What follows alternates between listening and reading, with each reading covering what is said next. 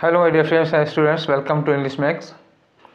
हम लोग MTS 2021 के पेपर कर रहे हैं और प्रीवियस पेपर की इस कड़ी में हम आज कर रहे हैं 35, यानी कि 34 पेपर हम लोग ऑलरेडी कर चुके हैं। ठीक है, ये पेपर हुआ था 20 जुलाई को और इसके पहले वाला पेपर भी 20 जुलाई को था। वो मॉर्निंग का था और ये आफ्टरनून शिफ्ट का पेपर है। ठीक है, तो आज हम लोग 35वां एपिसोड करने चल रहे हैं। PDF आप लोगों ने सॉल्व कर ही लिया होगा, कहाँ से मिलनी थी ये आपको पता है। ठीक है, तो चलिए ज़्यादा टाइम ना वेस्ट करते हुए हम लोग ये देखते हैं कि आपके कितने क्वेश्चन सही हुए हैं और जो गलत हुए हैं उनमें क्या गलतियाँ हुई हैं, उनकी जगह पर क्या होना चाहिए था। तो स्टार्ट करते हैं आज का अपना डिस्कशन और ये रहा पहला क्वेश्चन आपकी स्क्रीन पर। ठीक है, तो पहला क्वेश्चन किसका है? इडियम का है बच्चा, पढ़ो जरा। क्वेश्चन क्या है? Give someone a test of their own medicine. Give someone a test of their own medicine मतलब क्या हुआ कि आप किसी को जो मेडिसिन देते हैं आपको वही मेडिसिन खिलाई जाए। मतलब जो मेडिसिन आप दूसरों को देते हैं वही मेडिसिन अगर आपको खिलाई जाती है तो जरा उसका भी मजा ले लो, उसका भी टेस्ट ले लो। इसका मतलब क्या हुआ? इसका मतलब ये हुआ कि अगर आप किसी दूसरे के साथ मिसबिहेव करते हैं तो वैसा ही मिसबिहेव आपके साथ किया जाए। मतलब टिट फॉर टैट, जैसे को तैसा। आप किसी को गाली दें आपको भी गाली दी जाए, तो सेम चीज वही होती है। चलो ढूंढते हैं इसका मतलब। देखो क्या पहले लिखा है, sell something back to someone. नहीं, किसी को वही चीज बेचनी। जैसे किसी ने हमको तरबूज बेचा, हम उसको तरबूज बेच दें, ऐसा नहीं होगा।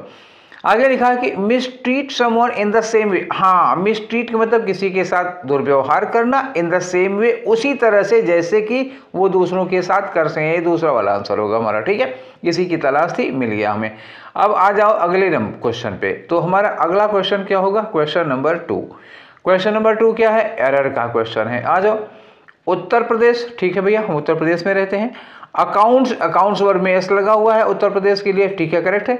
उत्तर Pradesh accounts for about 16% of the country population. Uttar Pradesh देश की कुल पॉपुलेशन का करीब 60% अकाउंट करता है। ठीक, तो गलती क्या हो गई? ये जो कंट्री पॉपुलेशन लिखा है ना, एक्चुअली बच्चा कंट्री में हमें यूज करना चाहिए था कंट्रीज। ये कंट्री हो गया, तो हमें क्या करना है? कंट्रीज पॉपुलेशन, देश की पॉपुलेशन। यहां हमें अपॉस्ट्रोफी का यूज करना चाहिए था। ठीक, समझ गए क्या गलत हुआ? हाँ, देश पॉपुलेशन नहीं होगा, देश की आबादी होगा, तो कंट्री में अपॉस्ट्रोफी एस लगाना पड़ेगा। या फिर आप करो कि population of the country, 16% of the population of country. फिर मैं इसको क्लियर करके बताता हूं आप लोगों को। ठीक है, चलिए जरा क्लियर करते हैं। ये कंट्री पॉपुलेशन की जगह हम क्या करें? या तो कंट्री में अपॉस्ट्रोफी एस लगाओ या तो पॉपुलेशन ऑफ कंट्री करो। ठीक है, तो एरर कहाँ है? ये आपका दूसरा वाला जो है, इसी में एरर है और यही आपका आंसर है, आंसर नंबर 2। ठीक है, आगे बढ़ते हैं क्वेश्चन नंबर 3 में। क्वेश्चन नंबर 3 खाली जगह भरो। फिर लिखा, we are dash to the true legacy of humanism and we must never forget it. हम ह्यूमनिज्म, लेगेसी का मतलब क्या होता है? विरासत। विरासत, हम मानवता की विरासत के डैश हैं और हमें ये कभी नहीं भूलना चाहिए। तो किसी विरासत के क्या होते हो बताओ? किसी विरासत के उत्तराधिकारी होते हो ना, यही तो होगा। अगर आप विरासत के क्या होंगे? विरासत के उत्तराधिकारी होंगे। उत्तराधिकारी होंगे तो आपके पास एक वर्ड आ सकता है सक्सेसर। सक्सेसर को हम लोग कहते हैं उत्तराधिकारी। अगर सक्सेसर नहीं मिलता तो इसके लिए HEIR, हेयर, ये लगा सकते हो आप। क्लियर हो गई बात? ठीक है, उत्तराधिकारी के लिए 2 वर्ड लगता है, तो मैं इसको जरा क्लियर करके आपको फिर समझाता हूं। उत्तराधिकारी यहां पर लगाना है, जिसके लिए आप सक्सेसर या हेयर 2 वर्ड लगा सकते हैं। तो ये हेयर, HEIR वाला हेयर ये होगा, ये करेक्ट हो गया। ये वाला जो हेयर होता है वो क्या होता है? बाल। तो हम किसी विरासत के बाल नहीं हैं, हम किसी विरासत के उत्तराधिकारी हैं, ये गलत हो जाएगा। और ये हेयर क्या होता है? खरगोश होता है। तो आप किसी विरासत के खरगोश थोड़े ना होंगे यार, ये हेयर होता है, ये तब नहीं लगेगा। क्या लगेगा? ये उत्तराधिकारी वाले लगेगा। ठीक है, चलो आगे बढ़ते हैं। क्वेश्चन नंबर किस पे आ गए? 4 पर। तो 4 क्या है? एरर। आ जाओ, यू हैव टू अंडरस्टूड, लो लिखा है यू हैव टू, पढ़ देता हूँ पहले, भी नहीं बताऊंगा। You have to understood what normal political periodic rhetoric looks like. ठीक है, अब ये हो गया। यहाँ आ जाओ, ये आपका टू लगा और ये वर्ब की सेकेंड फॉर्म लगी। तो कितनी बार बताया हूँ कि जब टू आएगा तो उसके साथ वर्ब की फर्स्ट फॉर्म आएगी, और ये अंडरस्टूड क्या है, वर्ब की सेकेंड फॉर्म थर्ड फॉर्म होती है। तो ठीक है, तो यहाँ पे जो टू अंडरस्टूड लिखा है, यहाँ पे टू अंडरस्टैंड होना चाहिए। क्लियर करके फिर से बताऊँ, चलो समझो। ये लिखा है टू और ये लिखा है वर्ब की सेकेंड फॉर्म या थर्ड फॉर्म मानो, तो टू के साथ वर्ब की फर्स्ट फॉर्म लगेगी। अंडरस्टूड गलत है, कहाँ है आपका आंसर, ये अंडरस्टूड गलत है, आंसर कौन सा हो गया, 1 वाला हो गया। क्लियर, ठीक है, आगे आ जाओ, क्वेश्चन नंबर 5। ठीक है, तो ये है आपका क्वेश्चन नंबर 5। क्या कह रहे हैं, एंटोनियम बताना है। किसका, बैफिल्ड का एंटोनियम अंडरलाइन किया हुआ है। कम्युनिटी लीडर्स और बैफिल्ड, जो कम्युनिटी लीडर्स थे, कम्युनिटी मतलब जैसे किसी एक खास community, Hindu community, Muslim community, ईसाई कम्युनिटी, कोई भी कम्युनिटी हो, जो हमारे कम्युनिटी के लीडर्स होते हैं, वर मतलब ये तो ठीक है, कम्युनिटी लीडर्स। और बैफिल्ड by the sudden arrival of the president, अचानक प्रेसिडेंट आ गए, अध्यक्ष आ गए उस कम्युनिटी के, तो जो लीडर्स थे वो क्या हो गए, घबरा गए। तो ये जो बैफिल्ड है, इसका मतलब क्या हो जाता है, घबरा जाना। छबरा मत समझिए, इसको घबरा लिखे हैं। ठीक है भैया, की तरह लगा, ये समझ लो घबरा जाना हो गया। तो जो कम्युनिटी लीडर से वो घबरा गए,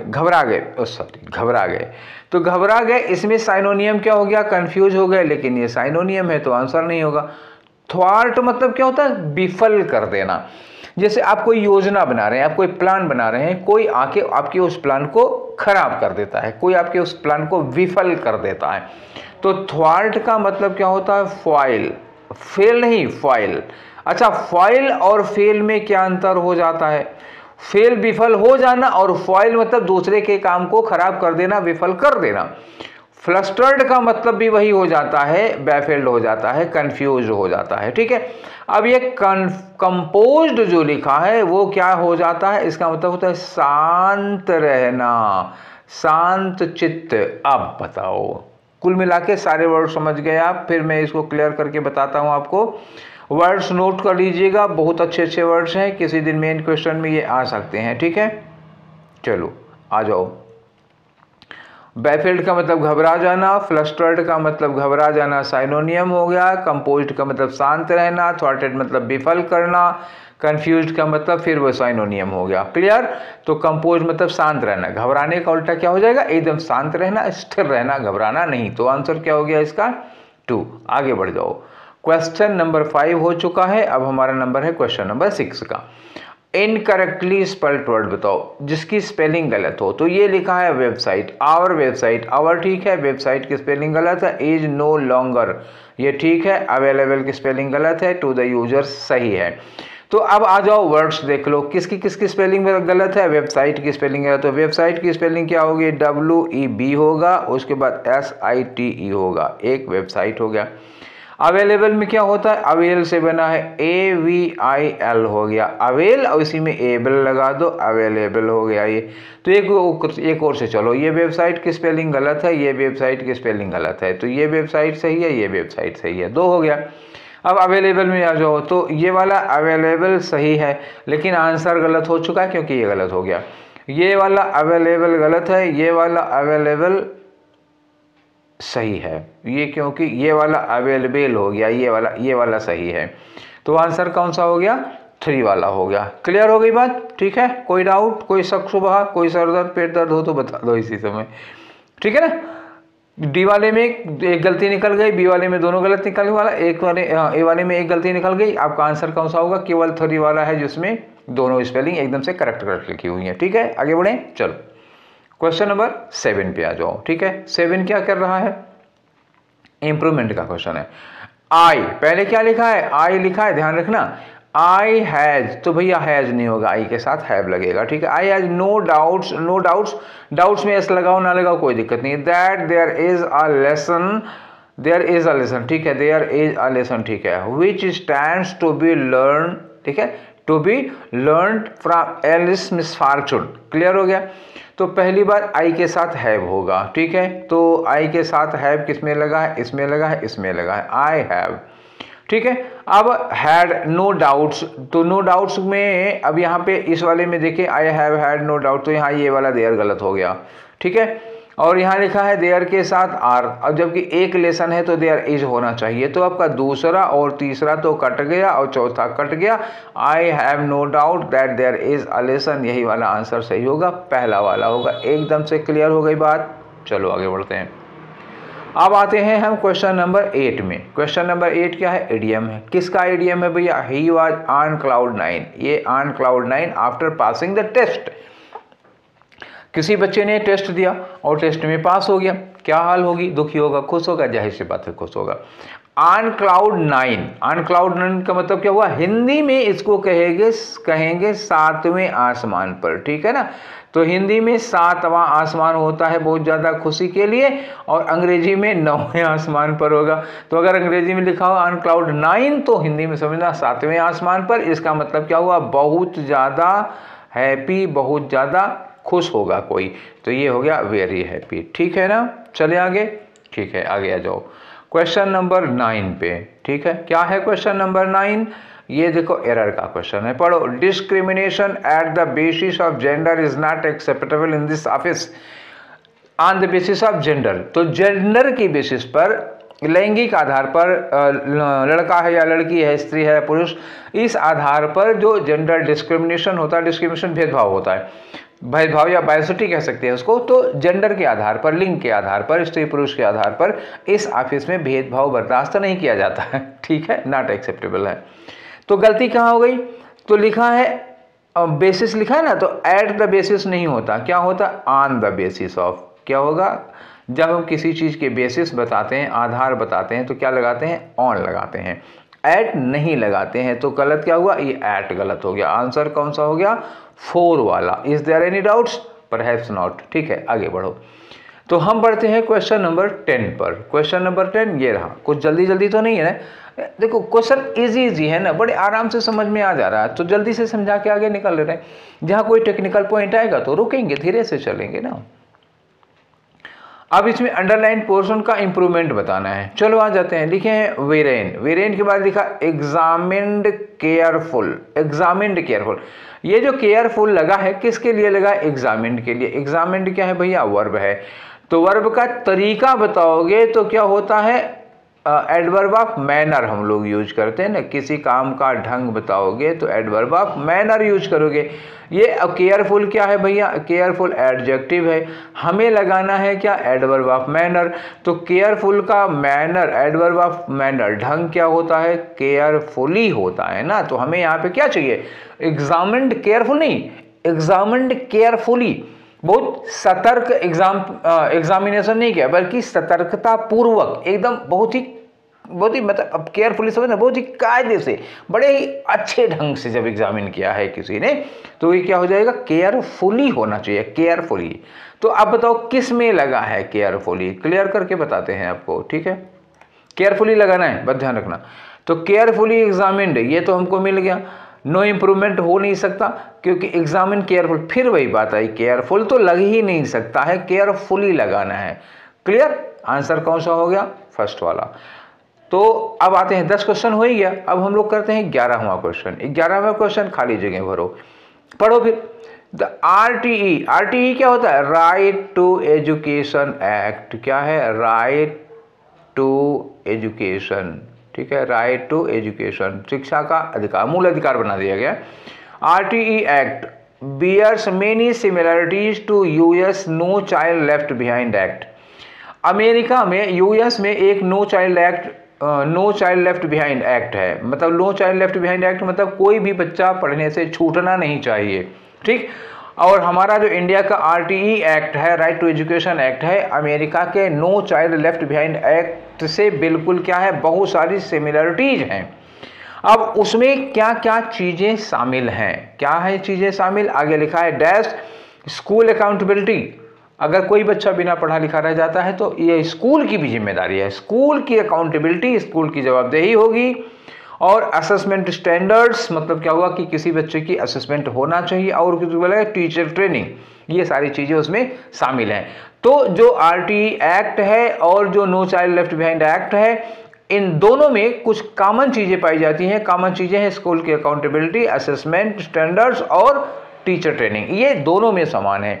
तो 2-3 चीज़ें गिनाओगे, तो जब चीज़ें गिनाओगे तो कहोगे ना ये दोनों में शामिल हैं। तो दोनों में शामिल होने के लिए हम क्या वर्ड यूज करेंगे? इंक्लूड यूज करेंगे। तो आईएनजी लगा दोगे, इंक्लूडिंग हो जाएगा। ठीक है, चारों वर्ड देखो। स्टार्टल का मतलब होता है चौंकना, सरप्राइज करना। तो भैया ये सरप्राइज करने की तो बात यहाँ पर है नहीं।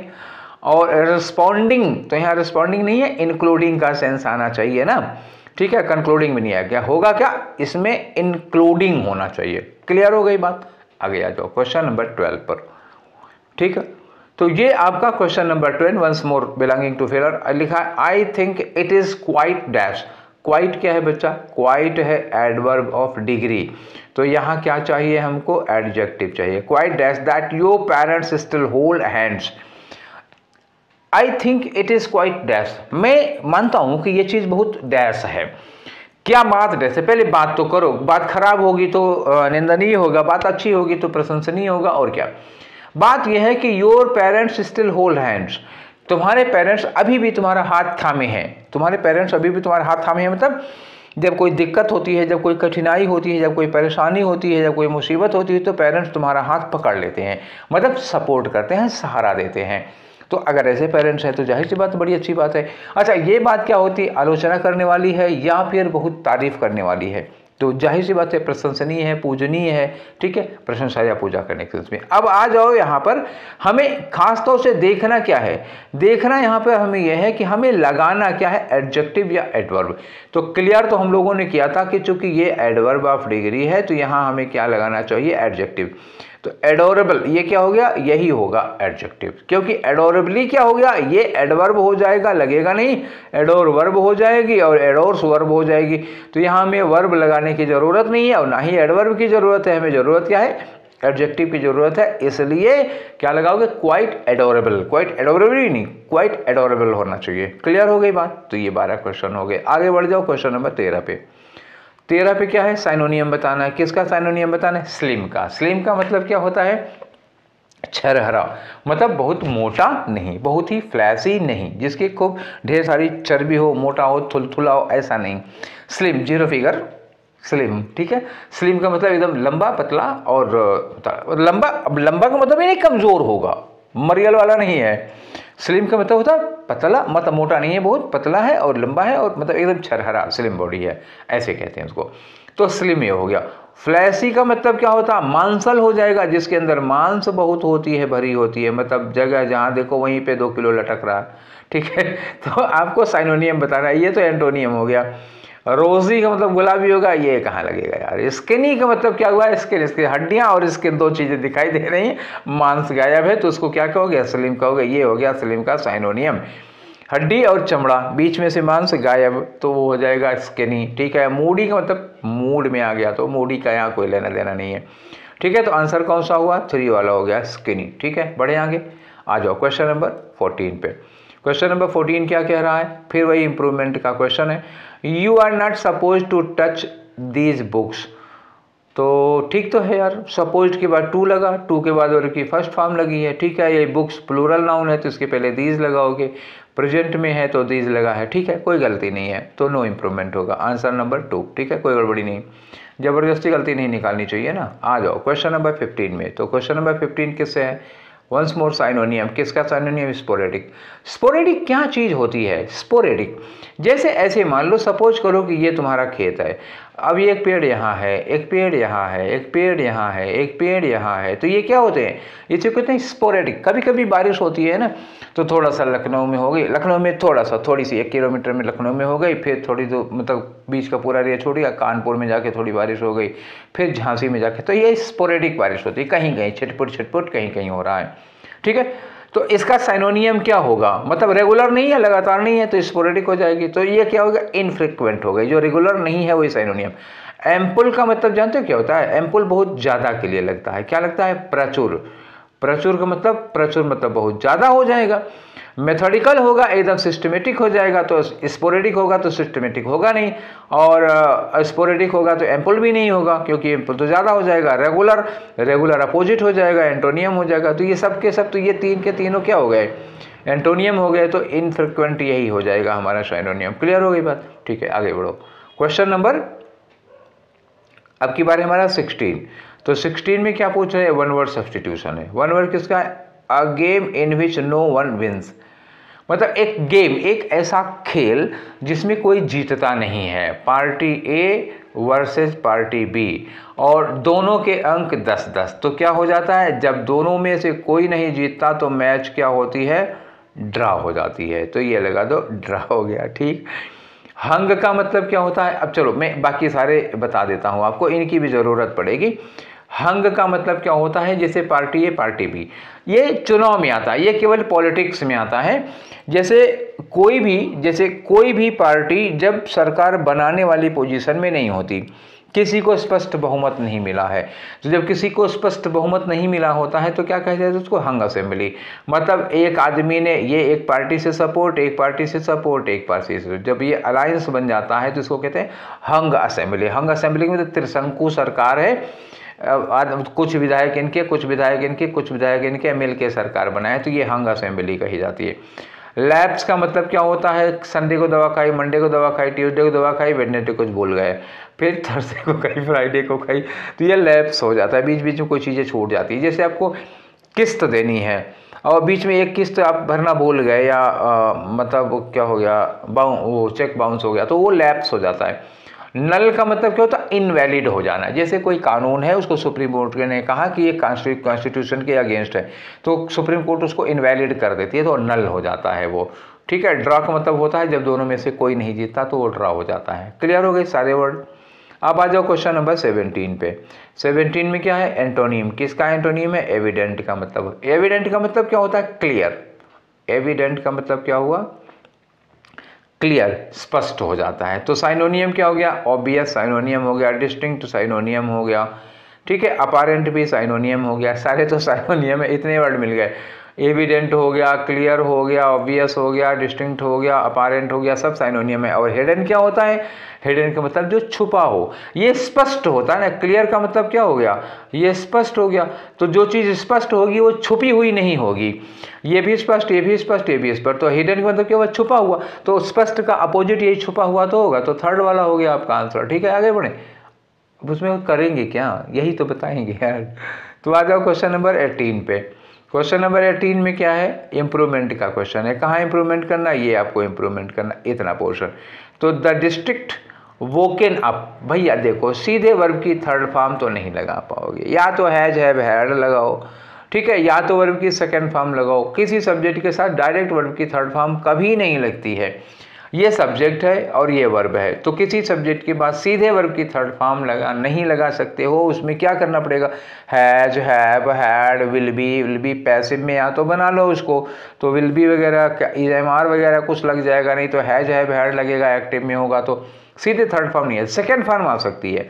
और वोकन क्या होगा, ये थर्ड फॉर्म है, तो हमें होना क्या चाहिए, यहाँ पे वोक लगा दो, वोक लगा दो, तो ये ठीक है, वोक अप करेक्ट है, सेकेंड फॉर्म होगी। या हैड वोकन अप लगा दो, देखते हैं क्या मिलता है ऑप्शन में। ठीक है, वेक अप प्रेजेंट में हो जाएगा, तो अब घटना है पास्ट में ना, तो ये गड़बड़ हो जाएगा।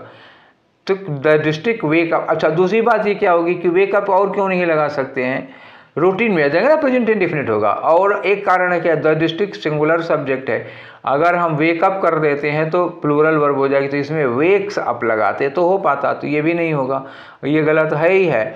अवेकन फिर वही बात थर्ड फॉर्म में, ठीक है ना, ये गलत हो जाएगा। ठीक, और दूसरी बात ये थिक लिखा हुआ है ना, TH है, तो ये एन लग भी नहीं सकता है, कई कारण। तो वोक अप, ये हमारा वोक अप टू ये हमारा सही आंसर मिल गया। क्लियर हो गई, 18 हो गए। अब आ जाओ 19 पर।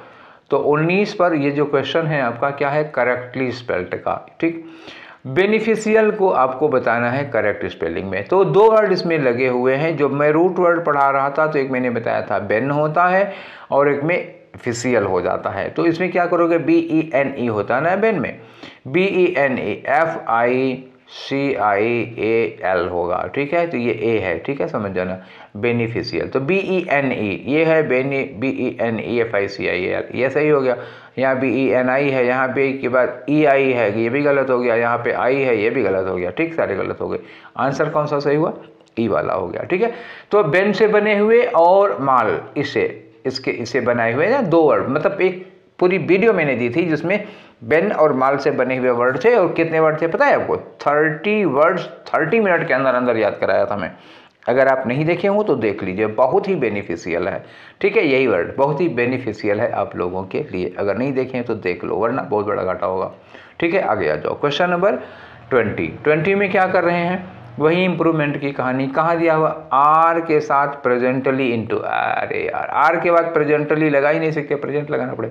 चलो खैर, द कम्युनिटी मेंबर्स, आज बड़ा कम्युनिटी का क्वेश्चन आया है। पहला दूसरा क्वेश्चन भी शायद इसी पे था। The community members as well as the teachers, as well as से 2 सब्जेक्ट जुड़े हुए हैं। सब्जेक्ट वर्ब एग्रीमेंट का रूल आ गया, ठीक है, सब्जेक्ट वर्ब एग्रीमेंट का रूल आ गया। जिन लोगों ने नहीं पढ़ा है या जिनका सब्जेक्ट वर्ब एग्रीमेंट कमज़ोर है, तो हमने सब्जेक्ट वर्ब एग्रीमेंट पर 7-8 वीडियो बनाए हुए हैं, और सब क्रम से है, 1 बाय 1 नंबर भी पड़ा हुआ है, तो इसको देख लीजिए आप, सब्जेक्ट वर्ब एग्रीमेंट वाला, ठीक है। लिंक मैंने डिस्क्रिप्शन बॉक्स में दे रखा है, देख लो, और वीडियो के लास्ट में भी और यहाँ पर भी मैं इसको दे रहा हूँ, इसका कनेक्ट कर दे रहा हूँ, लिंक लगा दे रहा हूँ, ठीक है। तो चलो हम लोग एरर देखते हैं इसमें, ठीक। एरर क्या है? पहली बात, सब्जेक्ट वर्ब एग्रीमेंट में बोला ना, तो आपकी जो आर है ये किसकी वर्ब है? तो कंजंक्शन क्या है इसमें? एज वेल एज कंजंक्शन है। ये आपका क्या हो गया? पहला सब्जेक्ट हो गया, और टीचर्स क्या हो गया आपका? दूसरा सब्जेक्ट हो गया। जब 2 सब्जेक्ट को हम लोग एज वेल एज से जोड़ते हैं तो वर्ब किसको देख के लगती है? पहले वाले को। पहले वाले में लिखा है कम्युनिटी मेंबर्स, ठीक है, तो आर तो ठीक है, कोई दिक्कत नहीं है, क्योंकि मेंबर्स प्लूरल में है, कोई परेशानी नहीं, आर ठीक है। फिर लिखा है प्रेजेंटली इनटू। अब भैया आर के बाद हम क्या लगाएंगे? प्रेजेंटली। अब LY लगाना, इसमें LY लगाते तो कार्य करने का तरीका होता है, अभी तक कोई कार्य हुआ ही नहीं है, बल्कि वो क्या है? प्रेजेंट है, तो यहाँ पे क्या लगाओगे? एडजेक्टिव लगाओगे, आर प्रेजेंट इनटू, ठीक है। प्रेजेंट, अब इनटू नहीं होगा, present at the bus station होगा। बस स्टेशन के लिए भैया हम इनटू कहाँ लगाएंगे? तो ना ऑन लगाएंगे, ठीक है, एट लगाओगे, आर प्रेजेंट, तो ठीक है। अब आते हैं हम लोग ऑप्शन में से ढूंढते हैं कौन सही हो पाएगा। आर प्रेजेंट, ये देखो फिर प्रेजेंटली लगा दिया, और दूसरी बात ऑन नहीं लगेगा, आर प्रेजेंट एट, ठीक है, तो आर सही, प्रेजेंट सही, एट सही, तो दूसरा वाला आंसर हो जाएगा। तीसरे में क्या होगा? ये इज हो गया। अब इज भैया यहाँ मेंबर्स लिखे हुए हैं, तो इज तो नहीं लगा सकते ना, और लगाओगे तो फिर आपका आंसर कौन सा हुआ? 2 वाला हो गया, ठीक है। कोई डाउट है तो बता दो। थोड़ा मुझे लग रहा है अभी कि थोड़ा तेज चल रहे हैं, पर मुझे इतनी स्पीड बन ही जाती है, तो हम क्या करें, क्योंकि इन क्वेश्चंस में कोई दम नहीं है, ठीक है, इसलिए थोड़ा तेज हो जा रहे हैं। 21 से 25 में क्या करना होता है पता है आपको, ठीक है। आ जाओ सीधे करते हैं हम लोग। तो पहले पढ़ो, इसको पढ़ के देखो क्या लिखा है। पैसेज बड़ा था इसलिए फॉन्ट थोड़ा छोटा कर दिया हूँ, दिक्कत हो रही हो तो बताना। द क्रॉसेस, ये है क्रॉसेस, एक जगह का नाम है। कौन सी जगह? ये लिखा है द विलेज, उस गांव का नाम है। द क्रॉसेस ये गांव है। आगे लिखा है कि वेस्ली एंड्रीविच लिव्ड, जहाँ पर वेस्ली एंड्रीविच रहते थे। देखो मेरे मुंह से निकल गया, जहाँ पर रहते थे, मतलब कहा द क्रॉसेस वो गांव जहाँ पर वेस्ली एंड्रीविच रहते थे। तो अब ये जहाँ पर, जहाँ के लिए अब लगा दोगे वेयर लगा दो, और कोई ऑप्शन नहीं आना है, जगह का नाम है। देख लो ये विलेज लिखा हुआ है, तो विलेज के साथ व्हेन और वेयर और वाट लगानी है। वेयर विलेज के साथ क्या लगाओगे? वेयर ही लगा सकते हो। तो पहला हम भर चुके, आगे बढ़ो। आगे लिखा है कि इसी गांव के बारे में बता रहे हैं कि कंसिस्टेड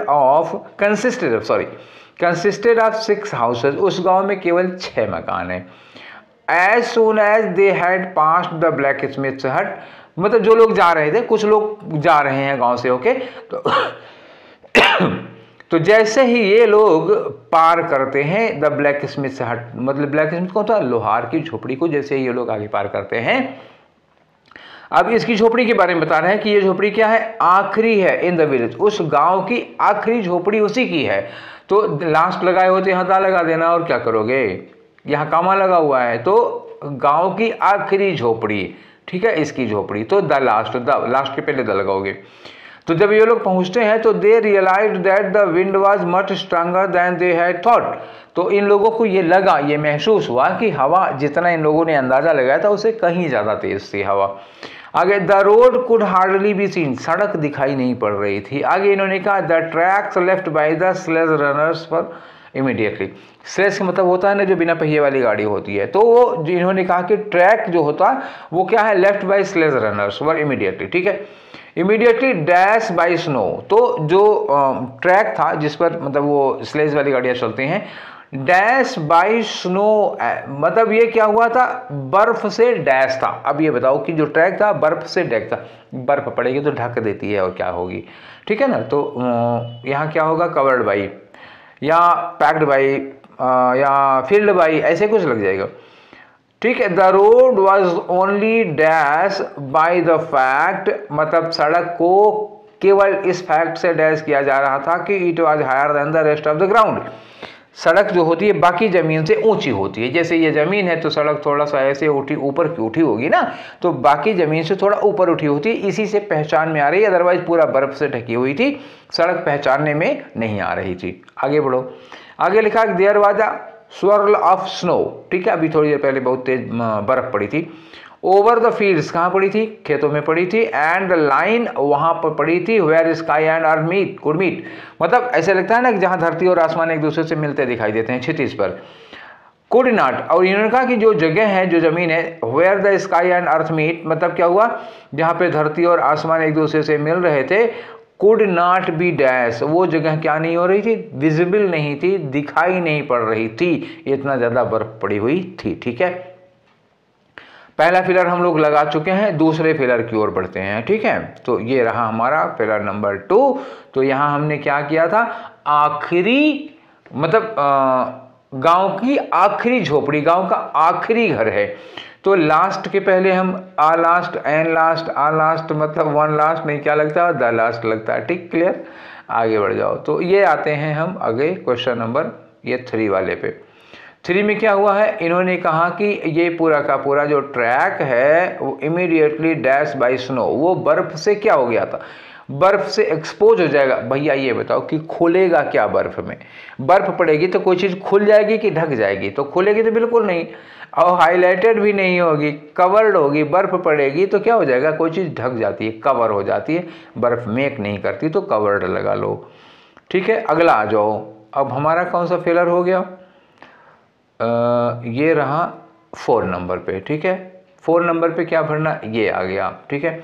इन्होंने कहा कि यहाँ तक तो हो गया ना, सड़क बर्फ से भरी हुई थी। And the road was only dash by the fact, सड़क को केवल इस बात से जान पा रहे थे कि it was higher than the rest of the ground. तो अंगिश्ड होगा, अंगिश्ड का मतलब कोई चीज़ बढ़ा देना, जैसे गुस्से में हो तो उसको बढ़ा देना, बुखार है तो उसको बढ़ा देना, फिक्र चिंता है वो बढ़ा देना, तो सड़क बढ़ाई नहीं जा रही थी। क्रश का मतलब सड़क कुचल दी गई थी, नहीं, सड़क कुचली उचली नहीं गई थी। डिस्टिंग्विश्ड का मतलब अंतर कर पाना, पहचान पाना, ठीक है ना, अंतर कर पाना या पहचान कर पाना, तो सड़क बस डिस्टिंग्विश की जा रही थी। एक्सटिंग्विश का मतलब होता है ना बुझाना, कहीं आग लगी हो, उस आग को बुझा रहे हो तो क्या होगा, एक्सटिंग्विश। तो भैया हम सड़क को बुझा तो नहीं रहे हैं, ठीक है, तो ये गलत हो गया। बस एक ही चीज़ हो रही कि डिस्टिंग्विश होगा, मतलब सड़क को हम पहचान कैसे पा रहे थे, इस बात से कि सड़क जो होती है बाकी ज़मीन से थोड़ी सी ऊपर की ओर उठी होती है, बस इस वाली बात से। अब आ जाओ आखिरी वाला पिलर पे, ठीक है। तो ये रहा हमारा 5वां क्वेश्चन नंबर 25। यहाँ क्या हो गया, तो इन्होंने कहा कि जहाँ पे धरती आसमान एक दूसरे से मिलते हैं वो जगह डैश नहीं हो पा रही थी, तो कुड नॉट बी सीन, ठीक है, दिखाई नहीं पड़ रही थी। देखो भैया कुड नॉट बी के बाद आईएनजी फॉर्म और फर्स्ट फॉर्म और सेकेंड फॉर्म नहीं लगेगा, ये बी लगा हुआ है, तो बी के बाद क्या लगाओगे, थर्ड फॉर्म ही लगाओ ना, पैसिव वॉइस हो गई, दिखाई नहीं पड़ रहा तो सीन लगेगा, थर्ड वाला हो गया, ठीक है। तो ये हमारे हो गए 25 क्वेश्चंस। किसके क्वेश्चन थे ये 25 भैया, सेट नंबर 34 के, ठीक है, 34वां सेट। 34 × 25 करना, गुणा करके बताना कमेंट बॉक्स में कितना होता है 34 × 25। तो इतने क्वेश्चन हम लोग कर चुके हैं। आज हम लोग कर रहे थे 20 जुलाई का आफ्टरनून वाला पेपर, ठीक है। अब इसके बाद हम लोग करेंगे 20 जुलाई का इवनिंग वाला पेपर। तब तक आप लोग पढ़ाई करते रहिए, मस्त रहिए और वीडियो देखते रहिए, कमेंट करते रहिए, लाइक करते रहिए, शेयर करते रहिए। ठीक है, सेशन कैसा लगा इस बारे में अपनी राय दीजिएगा। फिर मिलेंगे हम लोग नेक्स्ट सेशन में 20 जुलाई के इवनिंग वाले सेशन में। Till then take care, thank you.